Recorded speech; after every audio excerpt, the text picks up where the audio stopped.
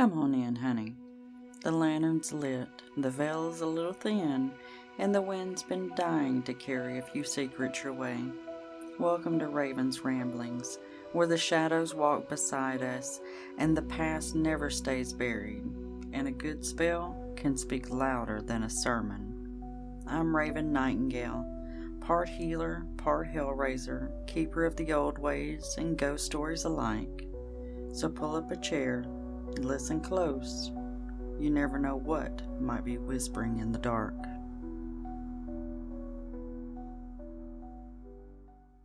Welcome back, everyone. I'm Raven, your guide on this spin around the wheel of the year. And today we're heading straight into Beltane, the festival of fire, fertility, and fully embracing your magic. This one's hot and wild and joyful and not afraid to get a little bit spicy. So grab a flower crown, light a candle, or a bonfire if you have room for that kind of thing, and let's jump into the flames of Beltane. So Beltane falls on May 1st, also known as May Day, and several other Gaelic, Germanic, and Roman words that I cannot pronounce no matter how hard I have tried. So there are other names from it, from history and stuff. Beltane is a cross-quarter festival, which means it's halfway between the spring equinox, Ostara, which we talked about last week, and the summer solstice, Litha, which we'll talk about next week. It celebrates the height of spring and the oncoming summer. It's very bursting with life and passion and fertility, and it's a time of transformation. So it is also a time where the veil is thin. The veil between the worlds is thin, just like around Samhain. But instead of honoring the dead like we do at Samhain, we're celebrating life in full bloom, because it is the quickening, it's the awakening that we've just gone through. So Beltane is the full blossoming. The earth is lush and green and fertile, and everything is awake and dancing and celebrating. So let's kind of get into some of that Beltane energy. It's a little bit more wild, a little more chaotic, I feel like. So some of our themes and symbols: fertility and union. That's a huge one for this time of year, okay? You hear my papers rattling around again. Y'all, I have to have notes. I'm getting old. I can't remember shit anymore. So, fertility and union. This is a time of the sacred marriage between the god and goddess, or a union of masculine and feminine forces. Now, keep in mind that does not always mean a union between male and female. For some people, that is what it means. That's what they celebrate and what they do. That is not always the case. We've talked about that masculine and feminine energy that can be within one person or one deity and all that. So don't get hung up on the god and goddess part of it. Okay, we're looking at the union of masculine and feminine, which can be embodied in anyone. All right. Where was I? Fire and life. So Beltane is a fire festival. Flames represent vitality and protection and cleansing. Of course, we all know that, right? We cleanse things with smoke and fire and things like that. So that protection, that cleansing, and of course flame is going to represent vitality. Look how, I don't know about you, but when I say a big fire, that is powerful to me. So to me, that's vitality. Or maybe I'm just rambling bullshit and nobody else understands it that way. I don't know. That's what works for me. You tell me what works for you, okay? Because both ways are right. Doesn't matter. Thresholds and transitions. So like I said, the veil between the worlds is thin now. Now, once again, we're not celebrating the dead, we're celebrating the life. But you can still take that time where the veil is thin and make those connections to the dead if you like. It's really up to you. It, like I said, it is the opposite Samhain, so it's kind of it's that balance thing. It's the balance. Um, hmm. I am really chaotic and all over the place tonight. My brain is not wanting to focus. But y'all get to kind of hear and see that, I guess, and see, yep, she is a little crazy, but we'll listen anyway, hopefully. Hopefully that's what you're saying. Celebration of passion, creativity, and joy.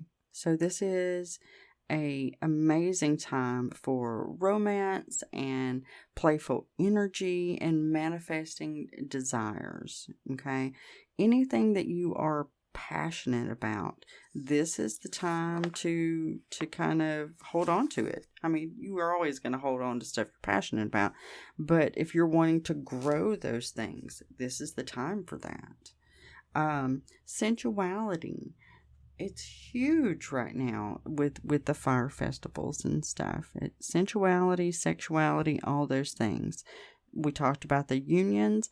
Now, with the union part of it, that can be within, without, and with the divine. So there's a whole lot to unpack there. Okay, a lot of people take this time of year and rededicate themselves to a specific deity. A lot of people, when they start with a new deity, they do a year and a day. So if they start that on Beltane, which would be May 1st, they would dedicate the time between May 1st of this year to May 1st of next year. And then that May 2nd is that day after, that year and a day thing. And then they would reevaluate their relationship with those deities. It's a time for protection and abundance also, just because the timing is just so powerful and so passionate. So all of that could be put into your protection spells or used to grow abundance in your life. So in other words, this is not a time to slink into a shadow and kind of hide. This is a time to bloom and burn bright and be bold and just reach out there and just, well, for lack of terminology, grab the world by the balls and just own it. Okay? Just own it. Yeah, I'm getting a little ahead of myself, I think. Anyway. Okay, so some symbols and correspondences for Beltane. Red, duh, for our colors. Red, orange, yellow, white, greens, pinks, anything kind of, the end of spring, early summer, those bright, bold colors that just make you want to go have a drink on a beach, that kind of stuff. Herbs and flowers, which I always love these kinds of things. I love the herbs and flowers. Hawthorn, rose, marigold, mugwort, rosemary, elderflower, those kinds of things. Now you can use these in different teas and incense, or just add them to a spell bottle. Whatever blows your skirt up, kind of thing. Okay. Crystals for this Sabbath. Carnelian, garnet, ruby, emerald, sunstone, rose quartz, all of those. So you can carry these around to kind of invoke that passion, help to bring about the intention of abundance and that kind of stuff. And you can, of course, put these kinds of things on your altar around your house and stuff too. Some just different basic symbols. Maypoles, which we'll talk a little bit about that in a second. Bonfires. Everybody loves a good bonfire. Flower crowns, antlers, bees. Leave some clovers and stuff in your yard for the bees. They need that this time of year because there's like a lull between when the spring blossoms are going away and the summer blossoms start up. Leave some stuff out for the bees. We need the bees. Where was I? Symbols. The green man, of course. This is that time of year. Different deities that we can talk to or worship or pay homage to, whatever you want to call it. The May Queen or King, the Green Man, Flora, Pan, Aphrodite, of course, there's that passion, Freya, Cernunnos or Cernunnos, depending on who you ask.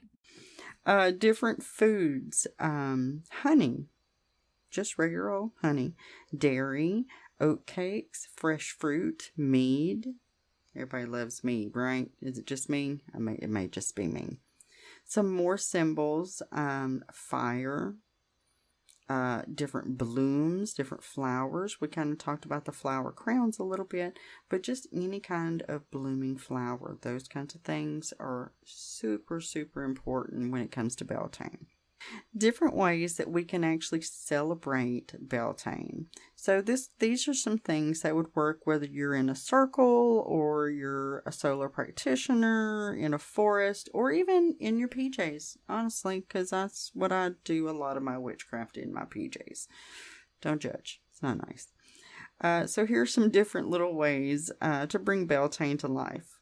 You can jump the fire. This is a huge one. This is a very ancient thing. It's a classic. So jumping a fire, hopefully a small one. Let's not be jumping bonfires because that's an ER visit. Cool? Cool. Even jump over a candle flame. That would be way safer than an actual fire. So you're going to do this for blessings, fertility, purification, luck, and passion. It's just a fiery little yes to life, okay? Some people just kind of step over them. Some take a running jump. I mean, it's just personal preference. But please, please, please, for the love of everything, don't jump over a bonfire. If you are going to jump over a small fire, make sure that you have some safety protocols in place, please. Let's be safe, people. Dance the maypole. This one is absolutely amazing. Now, I personally have not danced a maypole. I have seen it done. I actually saw a maypole in person last year or the year before. Maybe in the year, it must have been the year before. But it was just phenomenal. Or no, it was last year. That's not the point. And it was like a full-size stand-up maypole with a bunch of the ribbons and stuff. It was absolutely beautiful. So dancing the maypole is a phallic symbol of fertility. You dance around it with other people, and each person has like a colorful ribbon, and you just kind of weave in and out of each other, and it makes this beautiful, beautiful pole when you're done. So while you're doing that, while you're doing the dance and the weaving, you're weaving magic and intention into the earth itself. Okay? And now granted, a full-size maypole is really hard to come across, especially in this day and age. So you could wrap some ribbons around a tree in your yard if you wanted to. It doesn't have to be the full, 10 different people weaving in and out and all that. Just weave some ribbon yourself. That's fine. It's that whole, well, if you can't get the fires from hell, store-bought is fine. It's fine. Do what you can do. Do what you want to do, even. Even if you could go do the giant maypole, and if you don't want to, baby, don't do it. Okay? So, wrap you some ribbons around a tree or a staff, and just put those intentions in it. That's the most poignant part of the whole thing, is the intentions behind it. It is a powerful symbol of fertility and of the sacred union. So this is also the time of year that a lot of traditional pagan weddings occur. So there are a lot of hand fasting ceremonies. So that's a huge way to celebrate. And some people will actually tie those into their Beltane celebrations, which is phenomenal. Can you imagine? I've not had the opportunity to experience that other than my own, which was super low-key, super simple, my own hand fasting and stuff. We just had the cords and all that, but we didn't have the huge celebration. No, that was too much for us. Can't handle that. So something else we can do, spend some time outdoors. I know it's like, especially here in the South, it's starting to get warm at the 1st of May. Okay, But take that time, go outside, find a nice forest, a meadow, some wild places. If you go to a park, take a couple of steps off that, asphalt trail and see the wild out there. Just take those moments and be in the wild and celebrate the earth's energy in Beltane, because it is extremely, extremely powerful. Some other little ways to celebrate, and these are some things you can do alone or with your circle or whatever. Create a Beltane altar using like floral garlands, red and white candles, some fertility symbols, that kind of stuff. Simple, easy. Write and burn intentions in a fire as a symbolic act of manifestation. So I personally like to write things on bay leaves. Like that's a huge thing for me. I don't know why, but that's where my life is. I don't know why. It just works for me. So write those intentions down and then burn them. Okay, put them out into the universe. Manifest those things. You can anoint yourself with floral or earthy oils to embrace some sensuality and some grounded energy.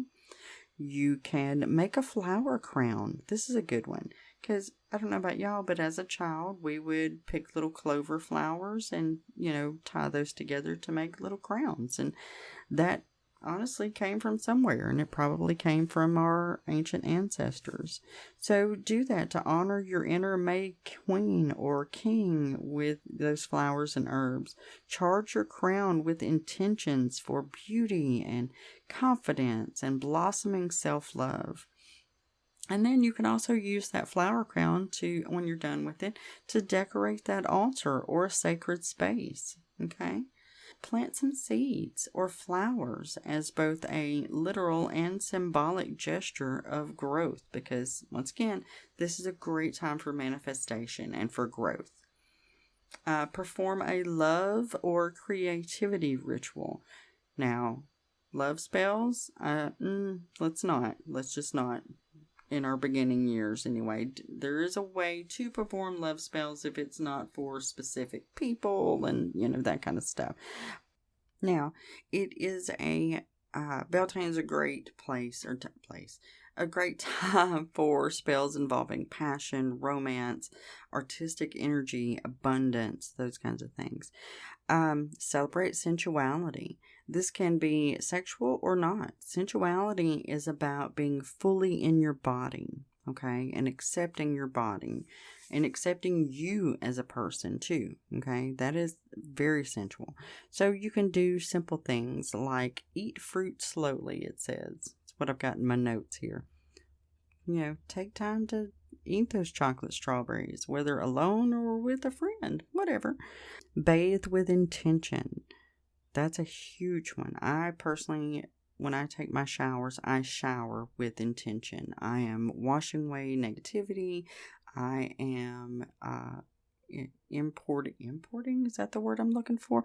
I'm taking in the cleansing, all that. So, bathe, shower with intention. Wear something that makes you feel powerful. Like maybe you've got a specific dress that just makes you feel special and sensual and alive, and you look good in it. How do you wear that dress? I don't care if you wear it to Walmart. Wear the dress. Whatever. So Beltane also invites you to honor pleasure as being sacred. And that's not just sexual pleasure, although that is extremely powerful.